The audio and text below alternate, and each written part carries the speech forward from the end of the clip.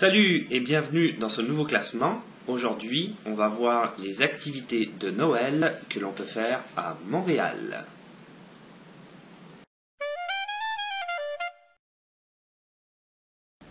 Le grand marché de Noël de Montréal à la Place des Arts, c'est pas mal le plus grand marché de Noël qui existe à Montréal.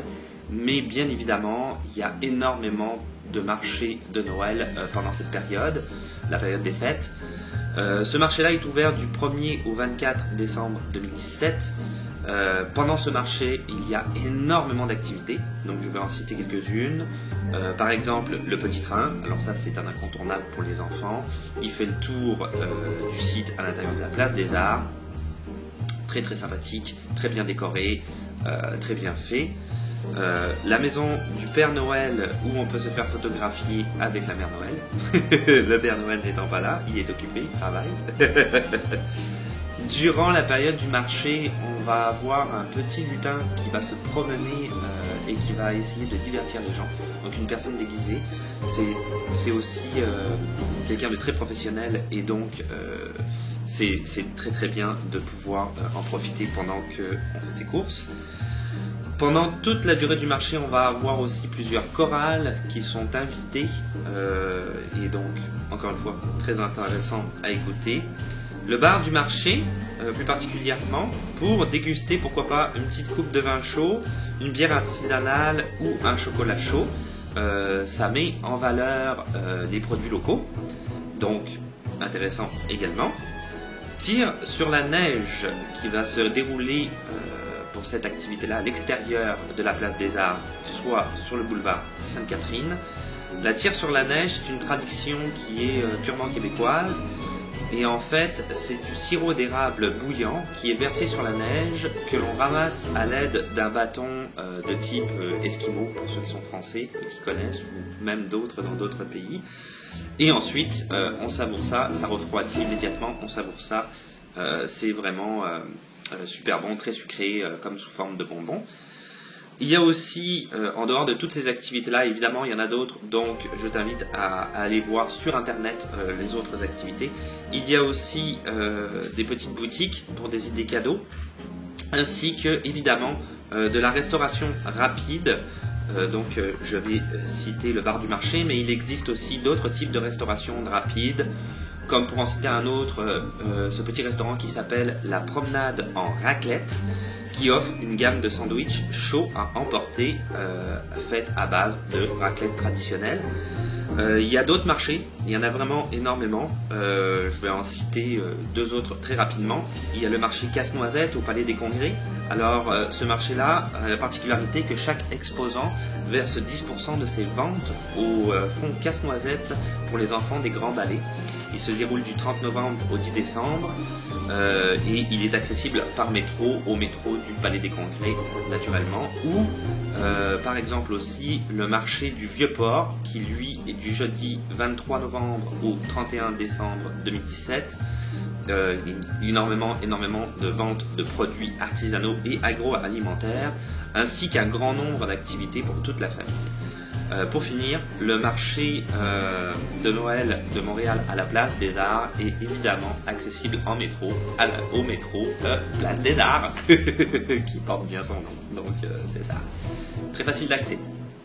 Le défilé du Père Noël. Alors cette année, en 2017, c'était la 67e édition. Il a eu lieu le samedi 18 novembre à 11h du matin. Donc pour les années suivantes, je te conseille d'aller essayer de vérifier la date. C'est à peu près toujours dans le même temps de l'année, la date à laquelle ce défilé-là s'effectue. Il se déroule sur la rue Sainte-Catherine-Ouest. Il commence à la hauteur de la rue Dufort et se termine sur la place des Arts. Il commence à 11h du matin et il finit à 13h30. Très facile d'accès, évidemment. Par le métro, encore une fois, de la Place des Arts, ou alors la station McGill ou Peel, qui seraient les stations les plus proches pour le commencement du défilé. La rue Sainte-Catherine est entièrement fermée pour l'occasion entre 10h et 13h30, ce qui donne une autre raison de plus de venir en métro. Ce défilé-là rassemble une vingtaine de chars allégoriques incluant ceux de la Fête des Étoiles et du Père Noël, qui sont les plus connus et les plus attendus par les enfants pendant ce défilé-là. Ils sont accompagnés d'un grand nombre d'artistes, et il va y avoir beaucoup d'artistes, beaucoup de musiciens, beaucoup de danseurs, et évidemment des gens déguisés qui vont amuser la foule. C'est un grand défilé qui est également diffusé à la télé. Alors c'est en simultané sur TVA et la chaîne qui s'appelle Youpa. C'est diffusé le dimanche 19 novembre à 17h, donc le lendemain. Et il y a aussi des rediffs. Il est possible de le revoir le dimanche 3 décembre à 13h30 et le samedi 23 décembre à 8h15. C'est une activité que je conseille grandement pour toute la famille, surtout pour les enfants. C'est très très bien fait. Les chars sont absolument très bien décorés, très bien montés. Il y a énormément d'activités artistiques durant ce défilé-là. C'est donc un incontournable définitivement quand on parle des activités de Noël. C'est à voir. La patinoire intérieure à l'atrium du Mille de la Gauchetière. Alors ça c'est pas mal une de mes activités favorites que j'ai découvert assez récemment. On adore patiner dans la famille. Mon fils vient d'apprendre à patiner cette année et il est très très content. C'est accessible par métro à la station Bonaventure et en plus de quoi, une fois sorti du métro, on peut se diriger au Mille de la Gauchetière par des couloirs souterrains. Donc on n'a pas besoin de sortir. Ce qui est très intéressant, surtout l'hiver. Les horaires, c'est ouvert le lundi et mardi de 11h30 à 18h, du mercredi au vendredi de 11h30 à 21h, le samedi de 12h30 à 21h et le dimanche de 12h30 à 18h. Là-dessus, il y a des zones qui sont réservées aux familles, donc aux enfants de 12 ans et moins, ainsi qu'à leurs parents. C'est le dimanche et le samedi de 11h à 12h30. C'est très très intéressant vraiment pour toute la famille. Nous on l'a fait et c'est très très divertissant pour les enfants. Il y a des mascottes, des gens qui sont déguisés. La dernière fois qu'on y était allé, c'était un pingouin. Il y a des gens qui sont déguisés et qui sont sur la glace et qui tournent avec nous. Donc c'est très très intéressant. Au niveau des tarifs, c'est très divertissant. Je le redis encore. Au niveau des tarifs, pour l'admission, c'est c'est 7,50$ pour les adultes et 5$ pour les enfants qui ont moins de 12 ans. On peut aussi louer des patins pour des gens comme moi qui ne sont pas du tout équipés. Donc c'est 7$ pour les patins. Le casque pour les enfants est à 1$. On peut également louer des casiers qui sont dans une fourchette de prix de 3$ à 4,50$. Donc on voit tout de suite que c'est quand même pas très très cher. Dans l'atrium, il y a aussi une galerie avec notamment des points de restauration rapide qui entourent directement la patinoire. Donc on peut pourquoi pas aller manger tout de suite après ou juste avant. Et il y a aussi toute une galerie de boutiques, donc on peut faire du patin et après pourquoi pas partir faire du shopping. C'est des choses qui sont très très bien. Glissade sur tube à Saint-Jean-de-Matha. Alors Saint-Jean-de-Matha, c'est à peu près à 1 heure de route de Montréal en voiture. Donc là, on n'a pas le choix de se déplacer en voiture naturellement. Tarif pour la journée complète, c'est à peu près il faut compter une fourchette entre 25 et 30$.